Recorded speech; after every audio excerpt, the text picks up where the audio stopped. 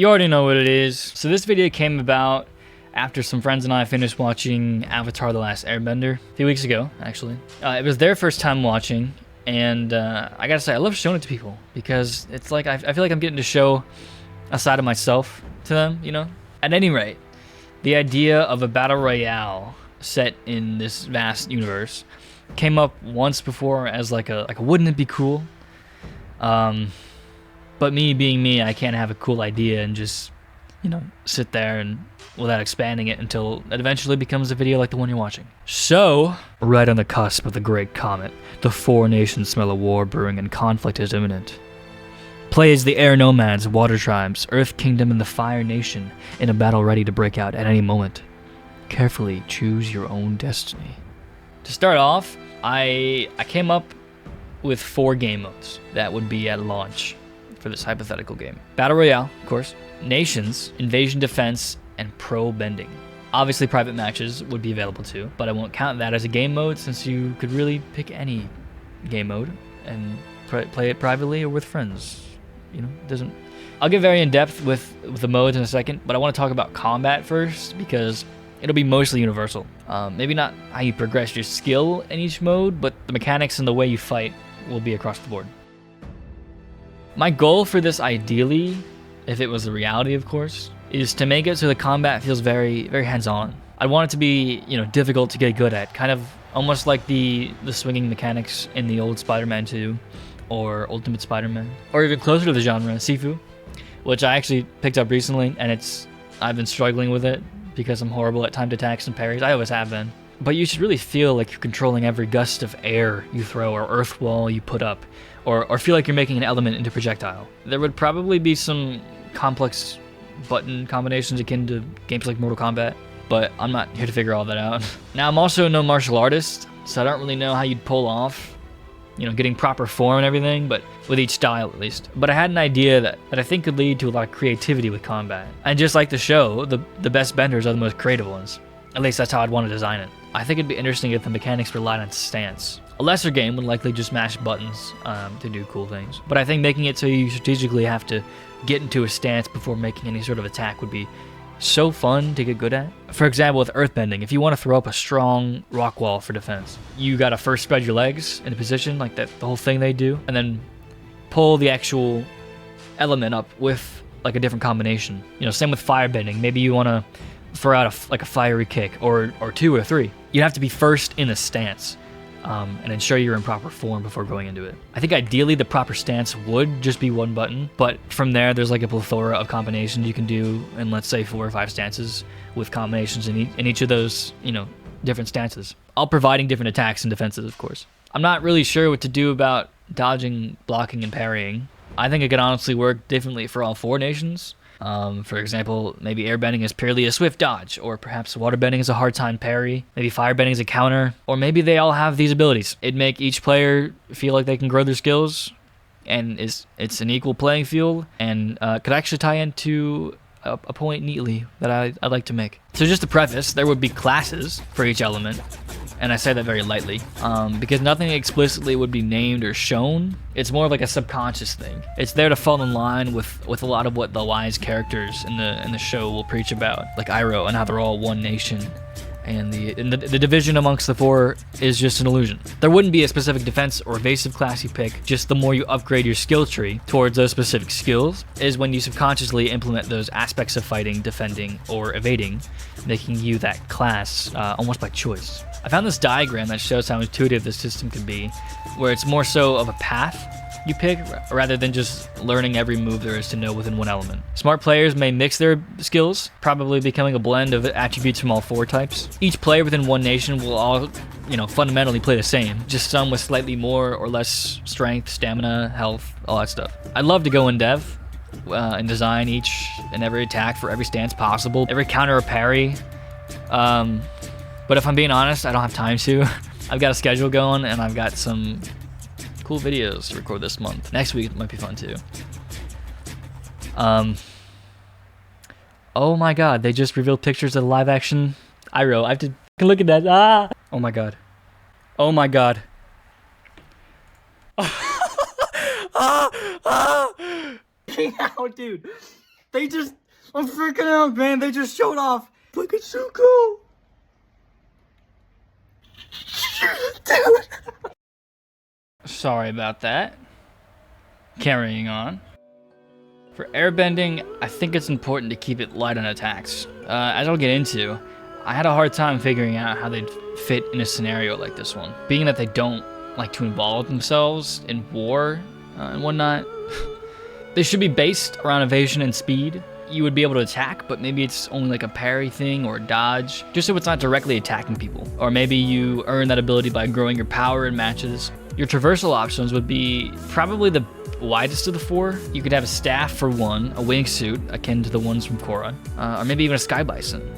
I'm not really sure how all that would work in a game, if you'd have to unlock them or just have them by default. I don't know. Of course, airbending is based on Bagua, which heavily involves circular movements and evasion. Most of your default moveset would likely be dealing with ways to move yourself, such as acrobatics, jumps, catching yourself from falls, and of course the air scooter. For attacks, I think combat would vary depending on if you're wielding a staff, which could probably get more precise, as well as long range attacks. But you'd be able to have those air cuts, for example, which could be offensive and defensive, regular air blasts.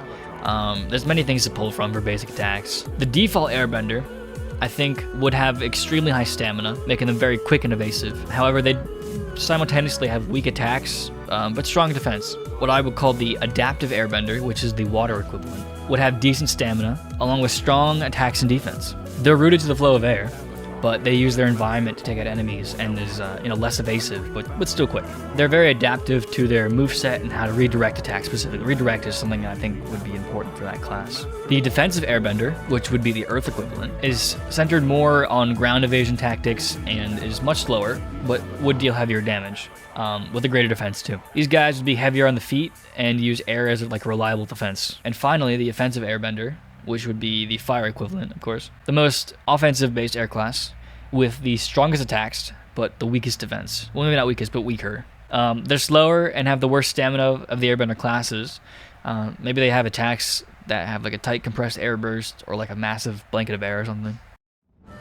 As difficult as it was to find a satisfying place for the air nomads in this scenario, water was equally hard to design a moveset that didn't feel inferior to the other, on the surface, stronger elements. It needed to be more direct than air's offense, but not as rock solid or aggressive as earth or fire. Obviously, this is really the only element that could be severely limited depending on where you are, so they've got to take advantage of what they have. I struggle a little bit to think of the primary attacks waterbenders would have, but I think the obvious like water whip would be useful, waves, healing, and like many ice attacks.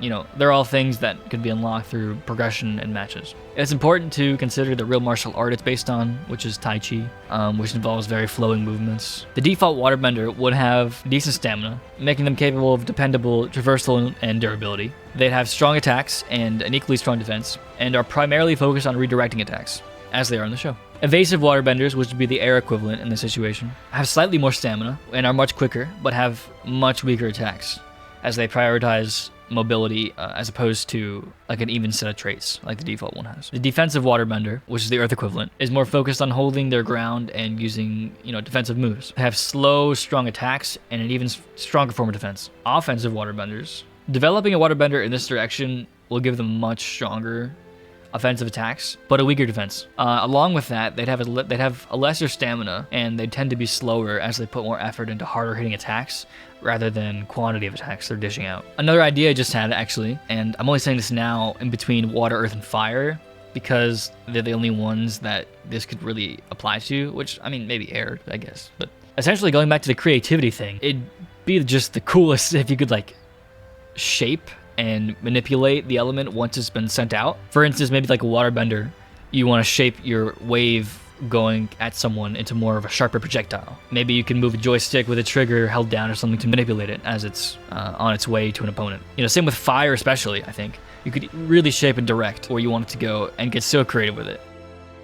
I think earthbending, in my head, is where stances would be the most important, because it's all about being rooted to the ground, as is the real-life inspiration, Hungar. I think Hungar? It's I don't know if I'm pronouncing any of these right. But for one, An earth wall is the most basic form of defense, but depending on how long or hard you want to focus your strength at, you could probably be able to rise it, very high and very wide across a given space. Maybe those fists that the Dai Li use could be interesting for like hand-to-hand combat or sending them out, or being able to control them towards someone could be cool. Small projectiles could be useful. Honestly, these guys would be so hard to pierce.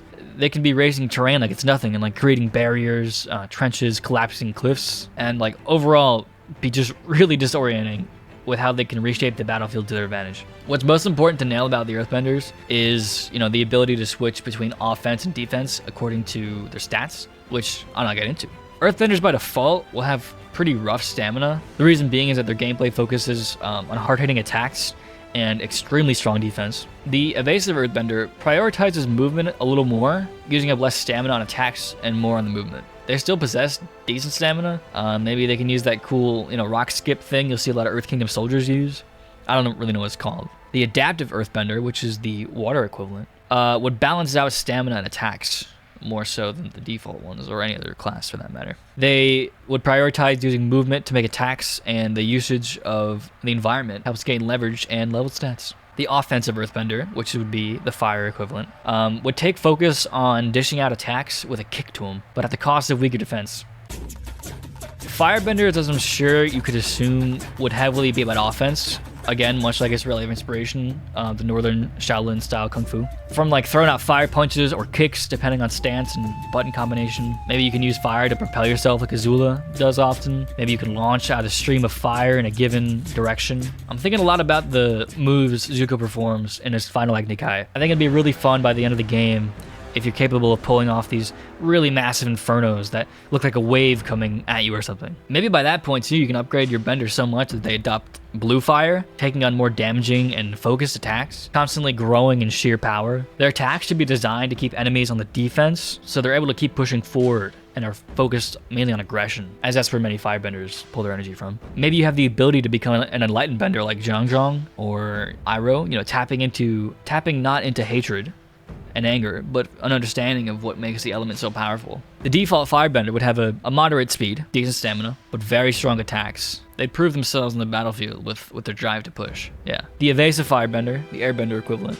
is much quicker, but sacrifices damage and a little bit of defense for that speed. The adaptive firebender, the water equivalent.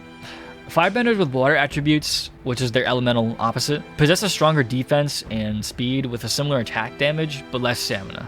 The defensive firebender, the earth equivalent. Firebenders that go in this route would take on more defensive tactics. With a slow speed and not so great stamina, these firebenders would have very strong attacks, but an even greater, stronger defense. Now, sub-bending styles. I'm sure some of you might be wondering about these. It's something I don't even know entirely myself, because you can get so overpowered with them easily. However, understand that you probably have to cap them to some degree, or like leave a cooldown on the abilities or something like that. Like in my head, these abilities would be at the very end of a certain path and skill tree, and you have to work your way specifically to unlock them. For example, maybe airbenders can unlock flight. It's kind of undecided if your glider is with you by default or you gain it somehow or whatever. But just like Zahir, spiritual projection could be another air ability that could be useful for one specific game mode, especially, which I'll talk about. Bloodbending is the most obvious for waterbenders, but again, that's like ridiculously powerful. Maybe to balance it out, you'd be in like a super close proximity to use it, like on an opposing player or something. I mentioned healing earlier, but this could be like an unlockable sub-bending style or something. And while it might not be useful, plant bending could be unlockable. For the right areas, maybe it could be useful. For Earth, I think seismic sense would be huge for Earthbenders who want to be like hyper aware of their surroundings. Obviously, metal bending could be very useful, especially if you're getting into like Fire Nation ships and whatnot. I want to say that lava bending would be too much, but I wouldn't be opposed to trying it out if it were actually to be tested in a working build of the game that doesn't exist. Firebending is arguably the most deadly sub-bending styles, I think. Combustion bending, for one, could be something so powerful, especially against earthbenders, I think. Or actually, although, probably the weakest against them because the others don't really have, air and water are just flimsy in terms of whatever.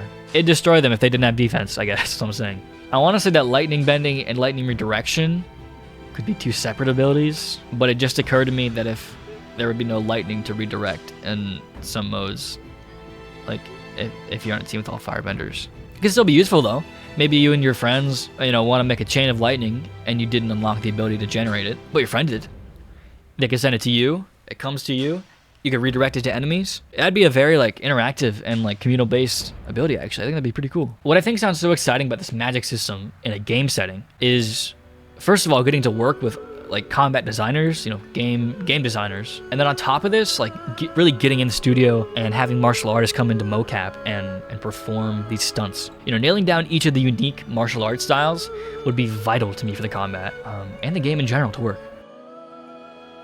Battle Royale. Customize your own character for each of the 4 nations. Design their cosmetics. Customize bending animations and emotes from an in-game shop. Maybe even run by like Iroh or the Cabbage Merchant or something. In the match, progress by developing your skill tree and choosing which path to grow bending abilities. Learn through unique ways for each faction.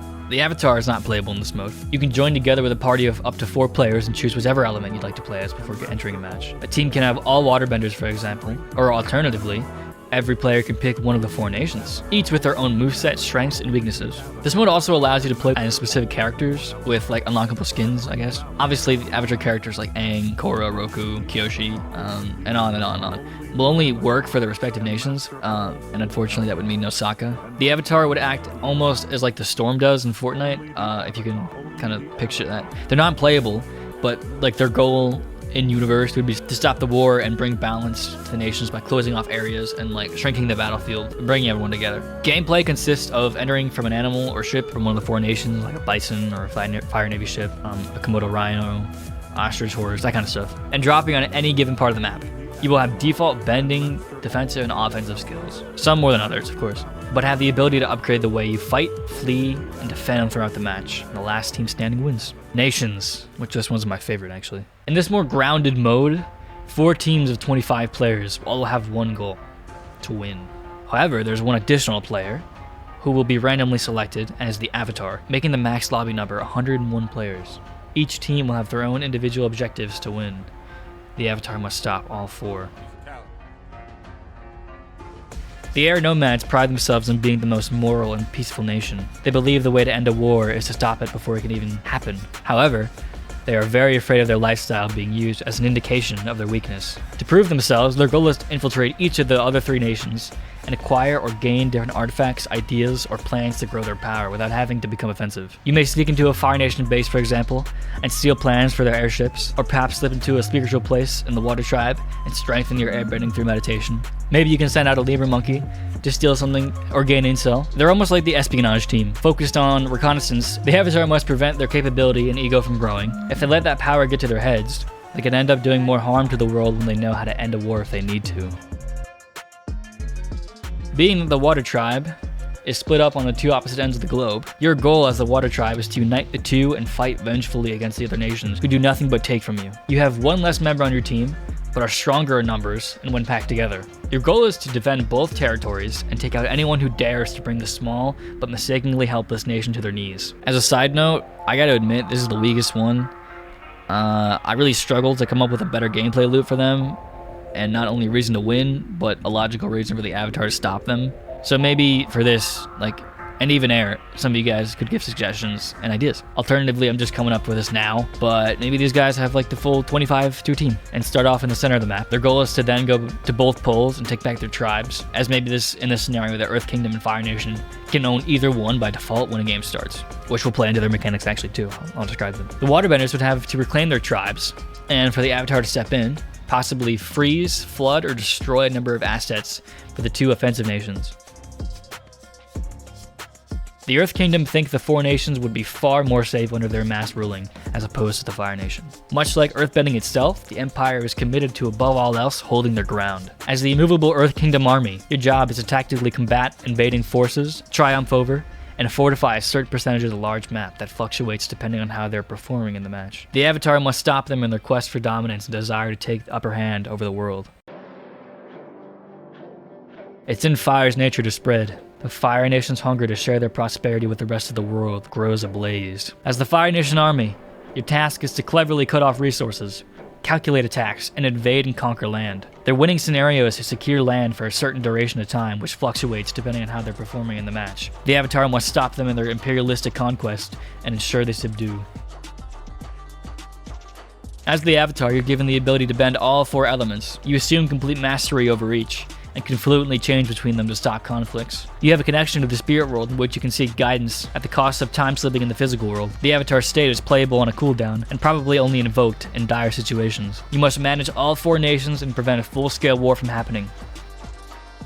These are shorter matches set in a specific scenario from the show. Perhaps you and a team have to defend the Fire Nation from getting a drill through the wall of Ba Sing Se, or raid the Fire Nation capital on the Day of Black Sun. This mode I don't have much for because there's honestly not many possibilities for scenarios, but I'm sure some players would enjoy the smaller experience. Go online with a team of 3 and engage in a close quarters pro blending match. With the same mechanics and tactics as many of the other modes you use combat in, this takes that long-term thinking and flips it on its head. You're forced to make quick decisions and rely on teammates for backup or combos. And then obviously to cap it all off, you have the option for private matches. You could probably pick any of the modes to go into the game by yourself or with your friends. Holding 1v1 duels, challenges you come up with, or artistic ideas you want to express with the bending abilities. A friend of mine who helped develop this and I talked a lot about how the map would work. We tried coming up with a lot of different things, but ultimately decided to go big or go home. I mean, it's a hypothetical game, of course, but essentially, in the Battle Royale mode and nations, the entirety of the Avatar Last Airbender world map would be available. It'd have to be kind of condensed in a way, but I do think it'd work. There's a lot of ocean in between landmarks, but I think to make it work, you'd have to make everything like a little closer together, if that makes sense. Maybe to describe it better, the landmarks like Ba Sing Se or the air temples are to scale, but the distance between everything is much closer, almost as if the players are really big compared to the map. So for example, you'd be able to see Ba Sing Se or something from like the Great Divide, or just barely be able to make out the Southern Air Temple from the Southern Water Tribes. Speaking of the map actually, I touched a little bit on this, but I think it needs to be extremely interactive. I mean, it's literally made up of the elements they manipulate, so it has to be. Earth especially. Fire should be able to burn foliage and affect the surroundings. Water should make things wet, as it does. Air should blow through trees and react to hills and landmass accordingly. Even the time of day could play a huge part in the gameplay. I'm thinking of nations specifically, but maybe if nighttime falls, the waterbenders gain a significant power boost. But maybe the other nations should also gain like a defense boost or a speed boost to combat it. Natural phenomena like tornadoes, earthquakes, and solar eclipses could all influence each element and be a very present part of how everyone plays the game in each match. Lastly, I want to talk about the art style. This would be something that would maybe make or break the game for me, but I have to say I don't even really know what would feel the best. To me, at least. I'm kind of a stickler for realism. Does stickler mean like I like it or I hate it? I like realism. I do like how grounded it can make things feel, and especially with how good some engines are getting these days. I know it'd look beautiful if done right. I think so. But the game needs the flair of the series. The immensely bright colors, gorgeous sunsets, and flashy elements, as in what they bend. I think something like a mix of like For Honor and Ghost of Tsushima would be ideal if they had to go with this direction. Now that I'm thinking about it, it kind of reminds me of Mortal Kombat, which I also tried for the first time recently. Not the first time, but like the new one I'm pretty into. I think a more realistic take could really make the bending pop because you'd like feel the heat from the fire or the weight of the earth. It feel more tangible, I think. On the other hand though, a more stylized approach could be just as effective. Recreating the show's art style honestly wouldn't do it for me, as I don't think it ever looks good when you try to go for a 2D effect in games. That's just me though. I do think something like Fortnite or Sifu could be really cool. Sifu especially is a great example. Although I think if it were rendered with a more like realistic lighting setup, that'd be also pretty cool. To me at least. I keep saying that, but it's subjective. Does the budget exist for this game? Probably not. But does the want for it? Does the need for it? I think so.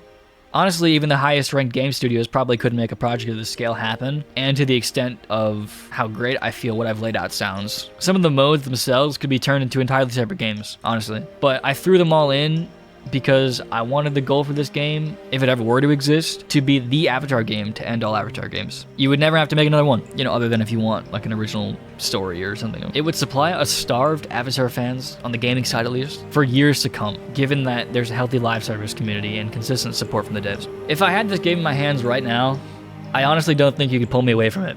It's like a fever dream, just thinking about it. Like I said before, I'd love to get more in depth with the combat, since it'd be the main draw of the game. There's so many battle royales, and many with guns, or a system with similar mechanics, I guess. And that's completely okay. But bending the elements would be such a unique opportunity for the genre, and gaming in general, I think, because we're long overdue from well thought out, at the very least, single player Avatar game. Something with the love behind it like Star Wars Battlefront 2, or what looks to be the promising James Cameron Avatar game. I think the experience with the community and being able to feel like you can control the elements for the first time would bring fans like myself happiness for years on end. If this doesn't get pitched one day to actual studios, I'll be damned if I won't try it eventually myself. In the meantime, though, play me out, Hotman!